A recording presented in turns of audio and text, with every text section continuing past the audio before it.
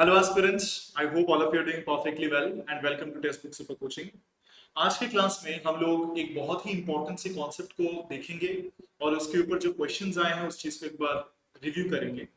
तो जो चीज हम आज की क्लास में थोड़ा सीखने वाले हैं, बहुत फर्स्ट लर्न करने वाले हैं, वो ये है कि how to find out the statistical average of any quantity. Suppose अगर तुम्हें कहा गया है कि कोई भी एक क्वांटिटी हो, जिसकी एनर्जी हो सकता है या कुछ भी हो सकता है, पोजीशन हो सकता है, उसका स्टैटिस्टिकल एवरेज निकालने के लिए, तो इन classical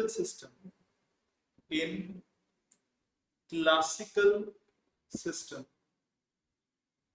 the statistical average of the quantity say f can be written as integration 1 divided by h to the power of 3n।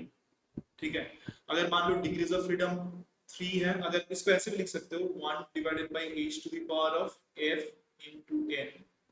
कोई स्टैटिस्टिकल क्वांटिटी जिसका ले सकता दैट इज a ले रहा हूं, कुछ भी हो, h to the power of fn, then I can write e to the power of negative of beta into the Hamiltonian of that system, that quantity a, then d to the power of f n into q, d to the power of f n into p, divided by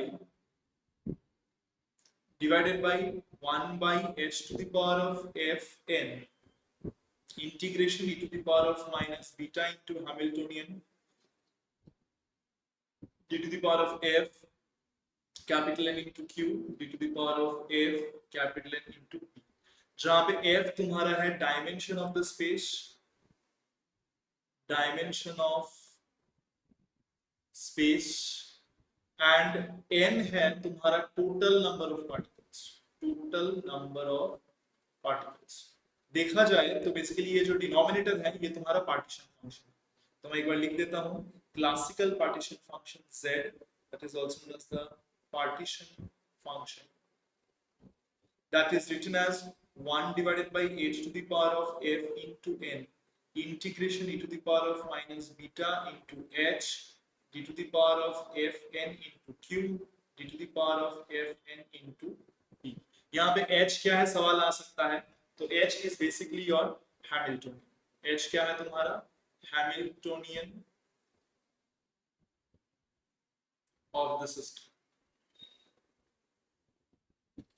What's your h? h is the Hamiltonian of the system। h क्या है system का Hamiltonian। ठीक है, अगर of the n particle system, of the n particle system, पूरा system का Hamiltonian, जहां पे h क्या है, h तुम्हारा है Hamiltonian of the n particle system। तो अगर ये चीज हम लोग को पता है तो कोई भी एक आर्बिट्ररी फंक्शन का हम लोग निकाल सकते हैं एवरेज। यहाँ पे एक क्वेश्चन आया था, बेसिकली ये क्वेश्चन तुम्हारे गेट का क्वेश्चन है। This is a GATE examination question. GATE के इस क्वेश्चन में क्या बोला गया है, बोला जा रहा है कि consider a gas of atoms obeying MB statistics, मतलब classical statistics, MB Maxwell Boltzmann statistics, the average value of e to the power of I a dot p over all the moments, the average value of e to the power of I a dot p over all the moments p of each particle is the magnitude, m is the mass of each atom, t is the temperature, k is the Boltzmann constant। average value of e to the power of I into a dot p तुम्हें निकालना है, जहां पे a एक constant vector. कैसे निकालोगे, देखो हमें एक फंक्शन दिया गया है a, that is actually equals to e to the power of I into a dot p। भाई साहब a क्या है, एक कांस्टेंट वेक्टर है, p क्या है, p हमारा मोमेंटम है।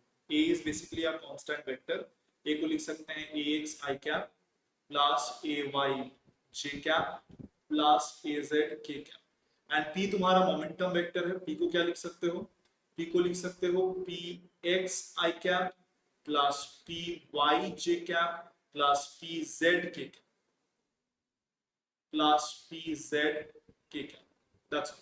a को लिख सकते हैं ax I cap plus ay j cap plus az k cap, p को लिख सकते हैं px I cap plus py j cap plus pz k cap। तो e to the power of I into a dot p को लिख सकते हैं e to the power of I into ax px plus ay py plus az pz, ax px plus ay py plus az pz, that's all I can do।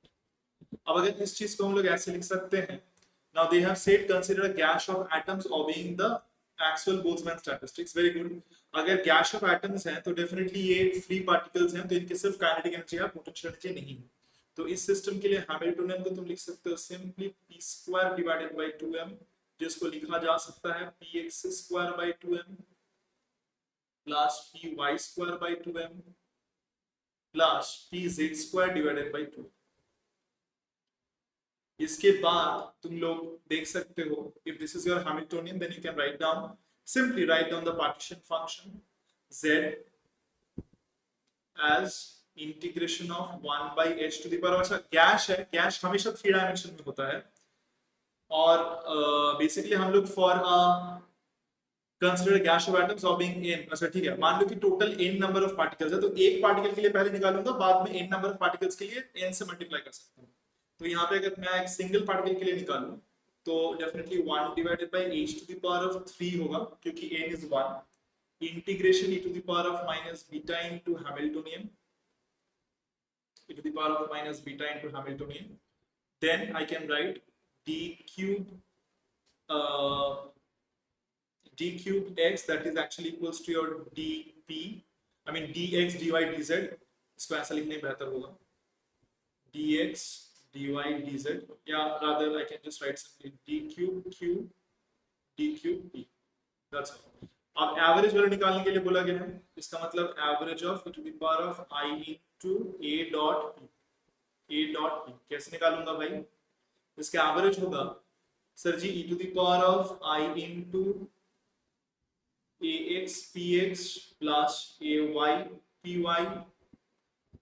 plus az pz, then e to the power of negative of beta into, जो Hamiltonian है उसको कैसे लिख सकता हूँ, px² plus py² plus pz² divided bye 2n, और इसके बाद तुम्हारा है dx dy dz, और सिंपली लिख सकता हूँ, ठीक है, dx dy dz into dpx dpy dpz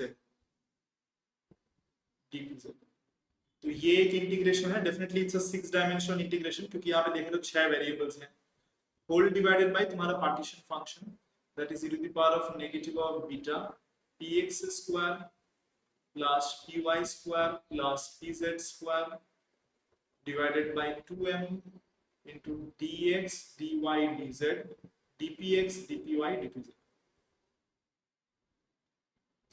numerator को तुम थोड़ा सा तोड़ के सुंदर करके ऐसे लिख सकते हो। अगर न्यूमरेटर को मैं लिखूं तो न्यूमरेटर को मैं ऐसे लिख सकता हूं, देखो e to the power of I ax px है, और e to the power of negative of beta px² by 2m है, तो इसको मैं लिख सकता हूं e to the power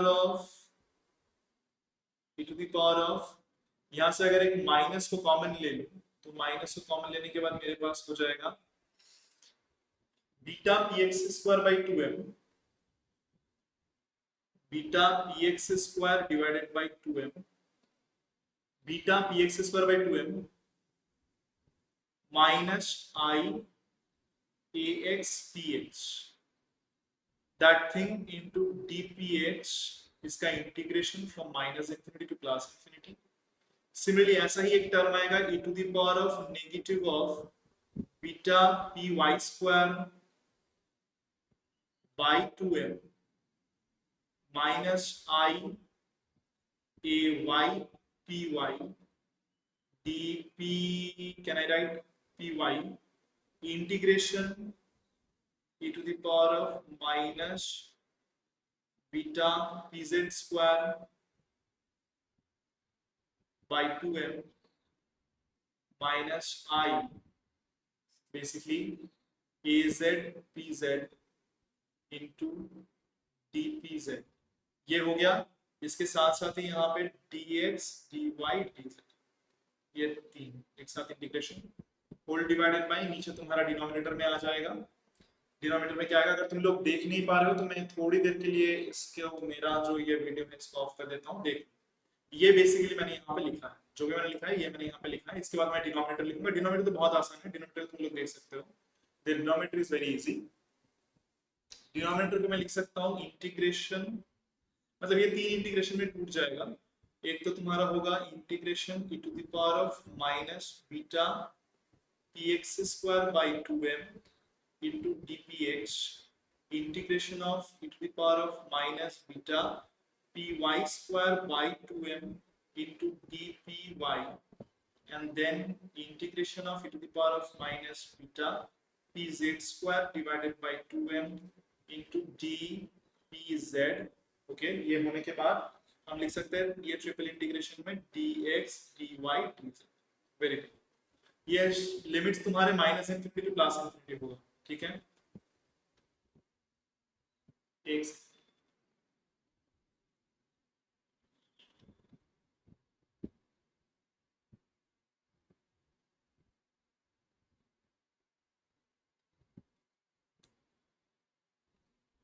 okay, देखो लिमिट्स तुम्हारे minus infinity two plus infinity, so from here I can write minus infinity two plus infinity, minus infinity two plus infinity, यहाँ पे भी माइनस टू प्लस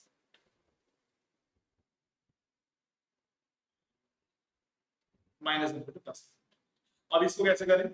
देखो ये जो dx dy dz का integration है, इसको इंटीग्रेशन करके क्या मिलेगा? वॉल्यूम मिलेगा सिस्टम का। यहाँ पे भी इंटीग्रेट करके सिस्टम का वॉल्यूम मिलेगा, तो ये वॉल्यूम वॉल्यूम काट सकते हैं। वॉल्यूम वॉल्यूम काटने के बाद ऊपर में तुम्हारा आ जाएगा। ये इंटीग्रेशन का पैटर्न सेम है, इस इंटीग्रेशन को कर सकते हो?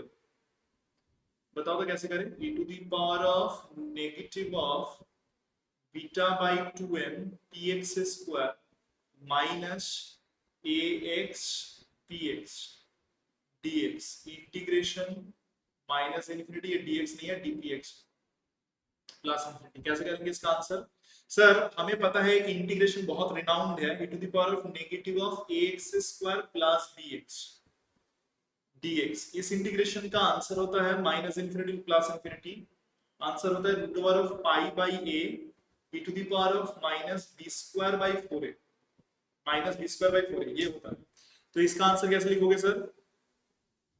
रूट ओवर ऑफ, इसका आंसर लिखना बहुत आसान है सर जी। इसका आंसर होगा फिर root over of pi divided by, यहाँ पे x स्क्वायर का कोएफिशिएंट a था, तो px स्क्वायर का कोएफिशिएंट यहाँ पे क्या है? बीटा बाई 2m, तो 2m ऊपर नीचे बीटा, और तुम्हारा फिर क्या होगा? पाई बाई a हुआ, तो pi by root over of beta by 2m, मतलब 2 पाई m बाई बीटा हो गया, बाई बीटा हो गया। और e to the power of क्या लिखना है तुम्हें? b square by 4a। b square यहाँ पे b क्या है? माइनस ax, तो माइनस ax का स्क्वायर मतलब ax का square divided by 4 into a, तो 4 into beta by 2, beta divided by 2। तो इसलिए 2 से इसको काटूंगा तो 2 आ जाएगा, तो 2 बीटा ऊपर m चला जाएगा, m ax स्क्वायर नीचे 2 बीटा। देख तो कितना अच्छा सा आंसर आया है। तो इस इंटीग्रेशन का आंसर ये होगा, क्या होगा? Root over of 2 pi m by beta exponential of mx square by 2 beta. So I can simply write for this integration, ऊपर में जो तीन इंटीग्रेशन है उसके आंसर आ जाएंगे तुम्हारे root over of 2 pi m by beta, root over of 2 pi m divided by beta, then e to the power of m ax square by 2 beta, m ax square divided by 2 into beta, m ax square by 2 beta। Similarly दूसरा वाला जो ये integration था, ये भी same integration है, सिर्फ तुम्हारे ax की जगह पे ay है, यहाँ पे px की जगह पे py है। तो आंसर आ जाएगा root over of 2 pi m divided by beta e to the power of m ay square by 2 beta multiplied by root over of 2 pi m divided by beta e to the power of m az square by 2 beta। That's all I can write। नीचे तुम्हारा आ जाएगा denominator. Denominator क्या होगा भाई? अच्छा ये integration करके volume v आ रहा है, ये इंटीग्रेशन भी वॉल्यूम v आ रहा है, तो v भी काट दिया मैंने, ठीक है। नीचे ये वाला क्या आ जाएगा बताओ? यहाँ पे एक्चुअली चाहूँ तो लिख सकता था मैं h to the power of, but वो कट जा रहा है तो नहीं लिखा। यहाँ पे चाहो तो लिख सकते हो 1 by h to the power of, यहाँ पे डायमेंशन है 3, एक ही पार्टिकल, तो 3 1 बाई h क्यूब, बट ये कट जाएगा तो इसलिए नहीं लिखा था। चलो कोई नहीं। नीचे तुम्हारा जो पार्टीशन फंक्शन है वो क्या आ जाएगा? डेफिनेटली यहाँ पे देखो e to the power of minus beta px square by 2m dpx। तो इस इंटीग्रेशन का आंसर क्या आता है? तुम लोगों को पता होना चाहिए, ये इंटीग्रेशन बहुत ही ज्यादा फेमस है। इस इंटीग्रेशन से b का वैल्यू अगर 0 कर दो तो वो वाला इंटीग्रेशन आ जाता है। फिर भी मैं लिख देता हूँ minus ax square dx is equals to root over of pi by a minus infinity to plus infinity. It's a very important integration. E to the power of minus ax square dx equals to root over of pi by a होता है. तो यहाँ पे तुम्हारा इसका answer क्या होगा? px square का कोफिशिएंट क्या है? Beta by 2m. Very good. तो root over of 2 pi m divided by beta. फिर सेकेंड इंटीग्रेशन का भी आएगा 2 pi m divided by beta. फिर थर्ड इंटीग्रेशन का भी 2 pi m divided by beta. चलो यहाँ पे एक एक्स्ट्रा वॉल्यूम v, यहाँ पे एक एक्स्ट्रा वॉल्यूम v. तो ये वॉल्यूम v कट जाएगा. 2 pi m by beta, 2 pi m by beta, 2 pi m by beta cut जाएगा. ऊपर में तुम्हारा आएगा exponential of m divided by 2 beta को कॉमन लेके ax square plus ay square plus az square. ये क्या आता है? ये तुम्हारा वेक्टर a स्क्वायर आ जाएगा. तो ये तुम्हारा होगा exponential of m a square by 2 beta. ये तुम्हारा होगा average value of that quantity. ऐसा है क्या यहाँ पे? e to the power of m a square by 2 beta. e to the power of m a square by 2 beta. That's all I'm getting. E to the power of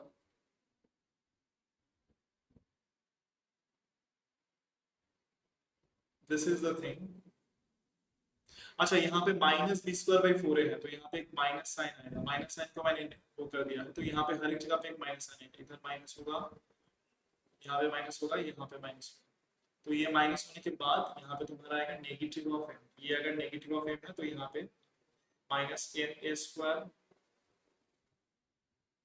square by 2 beta होता है. ये आएगा, जिसको तुम लिख सकते हो exponential of negative of m a square by 2. अच्छा, 1 बाई बीटा मतलब क्या होता है? kbt. kb ये e to the power of minus m a square kbt divided by 2. e to the power of minus m a square kbt divided by 2. e to the power of minus m a square kbt divided by 2. Option C is that. So this is the way to find out the statistical average of any quantity given to the question. तो तुम्हें कोई भी quantity दे, वो 1D में हो, 2D में हो, 3D में हो, तुम उसको कर सकते हो. बेसिकली यहाँ पे जो फॉर्मूला मैंने तुम लोग को यहाँ पे लिखा है, ये n पार्टिकल के लिए एक साथ मैंने तुम लोगों को लिखाने के लिए कहा है. अगर तुम्हारा क्वांटिटी जो है, वो क्वांटिटी के लिए जो पार्टिकल्स है, वो पार्टिकल्स नॉन इंटरैक्टिंग है, मैं कह दूं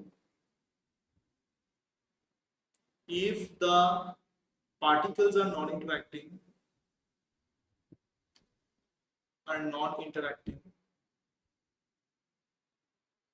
मतलब जो टोटल सिस्टम का हैमिल्टोनियन है उसको तुम लिख सकते हो H1 plus H2 plus dot dot dot dot Hn.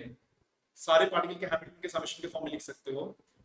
Then only find average value of A for a single particle Hamiltonian.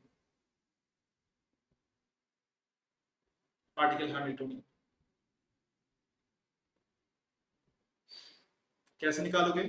Average value of A for a single particle will be 1 by h to the power of f integration e to the power of minus beta h dfq dfp, जहाँ पे f is the dimension of the space divided by, यहाँ पे of course A लिखना पड़ेगा, integration e to the power of minus beta h dfq dfp 1 by h to the power of f. Then average value of A for n particle is equals to n multiplied by average value of A for one second.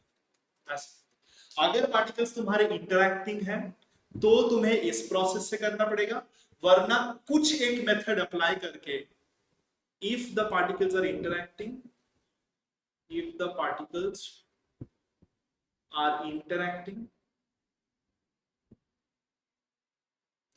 it means you can't write Hamiltonian of the system as Hamiltonian of particle 1 plus Hamiltonian of particle 2 plus Hamiltonian of particle 3 plus dot dot dot Hamiltonian of particle n. Then by some way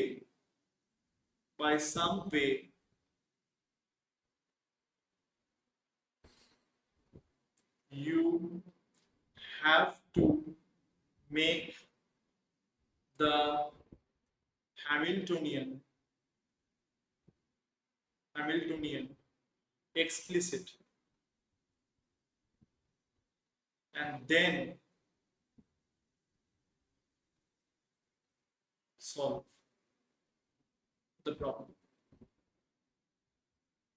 जैसे कि एक Hamilton का मैं example देता हूं तुम लोगों को. एक हैमिल्टन का एग्जांपल है h अगर तुम्हारे पास दिया हुआ है p1 px square by 2m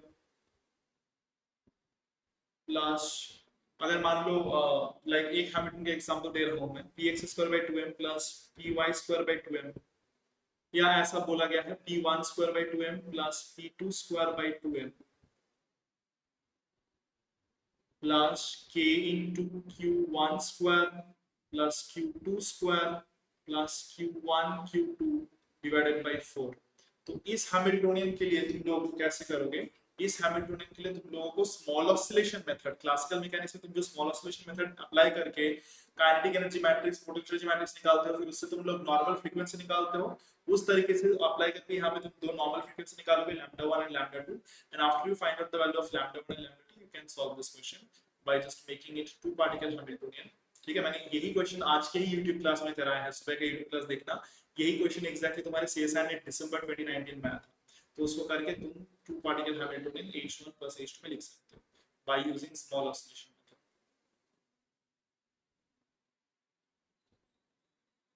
small oscillation method. तो तुम लोग स्मॉल ऑसिलेशन मेथड यूज करके इसको तुम लोग लिख सकते हो. लिखने के बाद उस प्रॉब्लम को सॉल्व कर सकते हो. अगर पार्टिकल तुम्हारे नॉन इंटरैक्टिंग है तब तो तुम एक सिंगल पार्टिकल के लिए एवरेज निकालो, फिर उसके साथ n मल्टीप्लाई कर दो. और अगर तुम्हें कुछ ये सब नहीं करना तो सिंपली इस फॉर्मूले को अप्लाई करके भी सॉल्व कर सकते हो प्रॉब्लम. ठीक है, चलो आई होप बच्चे लोगों को समझ में आया है. Thank you very much. And mostly अगर आप लोगों के पास कोई भी सवाल हो जिसका आंसर आप लोगों को नहीं पता, कैसे करना है, समझ में नहीं आ रहा है, तो definitely let us know in the comment section below. And दूसरी बात, आप लोग सबको पता ही होगा कि CSIR नेट जून 2024 के लिए हम लोग बूस्टर कोर्स लाए हैं, जिस कोर्स में आप लोगों को मोस्टली जो CSIR नेट, जेस, TIFR एंड गेट एग्जाम्स हैं उनके अच्छे अच्छे PYQ सॉल्व कराया जाएगा लाइव क्लास में. Not only that, recorded classes में आप लोगों को सारे के सारे हमारे यहाँ पे जो डिटेल थ्योरी क्लासेस होते हैं उस थ्योरी क्लासेस के रिकॉर्डेड वीडियोस अवेलेबल होंगे, so that you can revise or see any chapter, any topic if you want for all the 9 subjects.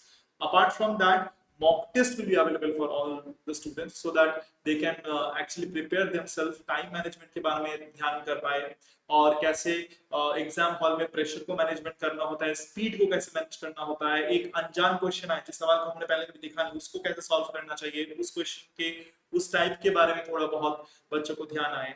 So for that thing, mock test is very important. So mock test आप लोग को दिया जा रहा है, and apart from that, books will be provided to you. ठीक है, and all these are available at a very low price, at a very low cost. So I will definitely suggest to them to go to the Textbook Super Coaching website. जैसे simply लिख दो CSIR net Textbook Super Coaching, देखना पहला hyperlink जो आएगा उसमें click कर देना, तुम्हें सारे के सारे डेटा मिल जाएंगे. ठीक है, बहुत ही ज्यादा कम प्राइस में now it is being available. So all the students who are appearing for JRF 2024 CSIR net, they should definitely purchase the books. Baki, thank you very much. Don't forget to like, share, and subscribe the channel. Thank you.